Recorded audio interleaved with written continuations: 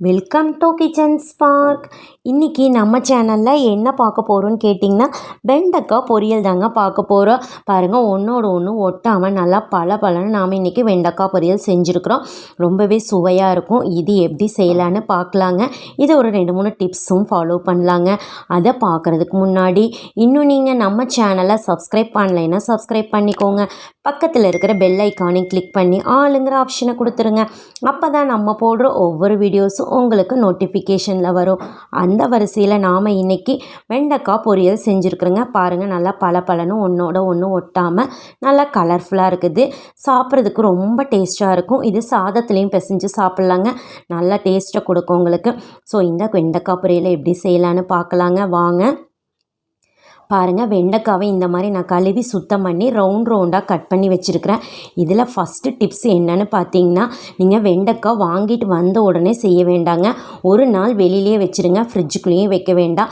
Second day செய்யுங்க. கொஞ்சம் வாடிடுச்சுன்னா உங்களுக்கு வெண்டைக்காய் பிசுபிசுப்பு குறைஞ்சிரும். ஸோ ஃபஸ்ட்டு டிப்ஸே கொஞ்சம் வாட விட்டு அரியறது தாங்க உங்களுக்கு. நெக்ஸ்ட்டு பாருங்கள், நாம் ஒரு கடாய் வச்சுருக்கோம். கடாய் நல்லா காயிட்டுங்க.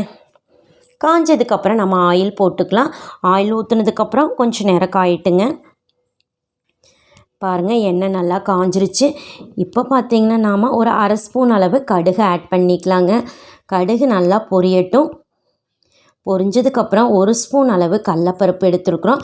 அப்புறம் 1 ஸ்பூன் அளவு உளுந்தம்பருப்பும் எடுத்துக்கலாங்க. பொரியலுக்கு கடலப்பருப்பு உளுந்தம்பருப்பு கொஞ்சம் நிறையா இருந்தால் நல்லாயிருக்கும். ஸோ அதனால் எடுத்துருக்கோம்.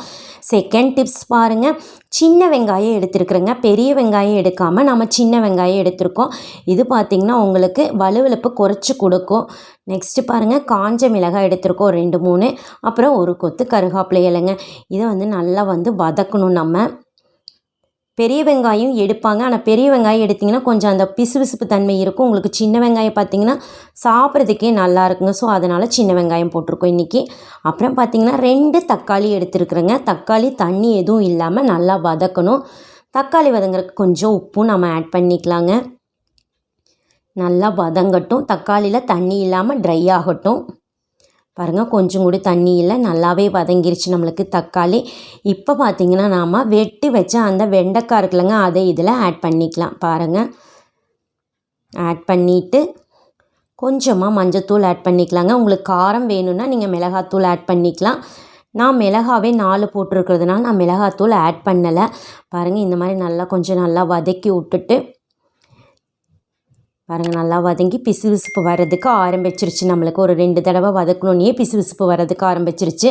பாருங்கள், தேர்ட் டிப்ஸ் நம்ம என்னன்னு கேட்டிங்கன்னா, ஒரு 1/2 டீஸ்பூன் அளவு தயிர் எடுத்துக்கலாங்க. உங்களுக்கு அந்த வலுவலுப்பை குறைச்சி கொடுத்துரும். ஸோ அதனால் நம்ம தயிர் எடுத்துக்கலாங்க. கொஞ்சமாக எடுத்தால் போதும் உங்களுக்கு. பாருங்கள், எடுத்துகிட்டு அதை நல்லா வதக்கி விட்டுறலாம். நெக்ஸ்ட்டு பார்த்திங்கன்னா, நல்லா கொஞ்சம் வதங்கினதுக்கப்புறம் தான் நீங்கள் உப்பு ஆட் பண்ணணும். பாருங்கள், கொஞ்சம் வதங்கிடுச்சு. ஸோ உப்பும் ஆட் பண்ணிக்கலாம். ஏன்னா ஃபஸ்ட்டே உப்பு ஆட் பண்ணிங்கன்னா ரொம்ப வலுவலுப்பாயிரும் உங்களுக்கு. ஸோ அதனால் கொஞ்சம் வதங்கினதுக்கப்புறம் தான் நீங்கள் உப்பு ஆட் பண்ணணும். பாருங்கள், நல்லாவே பிசுபிசுப்பே போயிடுச்சு. அதுக்கப்புறமா தான் நம்ம உப்பு ஆட் பண்ணியிருக்கிறோம். பாருங்கள், வெண்டைக்காய் பொரியல் ரொம்ப சூப்பராகவே நம்மளுக்கு தயாராகிடுச்சுங்க. கொஞ்சம் கூட வலுவலுப்பே இல்லை. இப்போ என்னென்னு கேட்டிங்கன்னா, கொஞ்சமாக தேங்காய் எடுத்துக்கலாங்க. ஏன்னு கேட்டிங்கன்னா, வெண்டைக்காய் பொரியலுக்கு தேங்காய் இல்லாமையே நல்லாயிருக்கும்.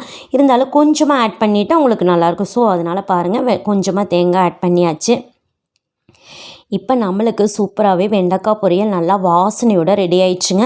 பாருங்கள், உங்களுக்கே பார்த்தாவே தெரியுது, வலுவலுப்பே இல்லை. ஸோ இந்த மாதிரி வெண்டைக்காய் பொரியல் செஞ்சிங்கன்னா குழந்தைகள்லாம் நல்லா விரும்பி சாப்பிடுவாங்க. இது சர்வ் பண்ணுறதுக்கு தயாராகிடுச்சுங்க. பாருங்கள், நான் ஒரு பிளேட்டுக்கு மாற்றிட்டு எங்கள் வீட்டில் குழந்தைங்க ரொம்ப விரும்பி சாப்பிடுவாங்க இந்த மாதிரி செஞ்சால்.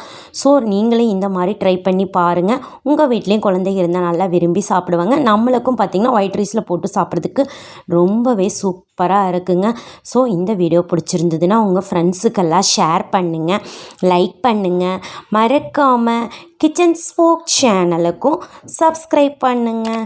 தேங்க்ஸ் ஃபார் வாட்சிங்.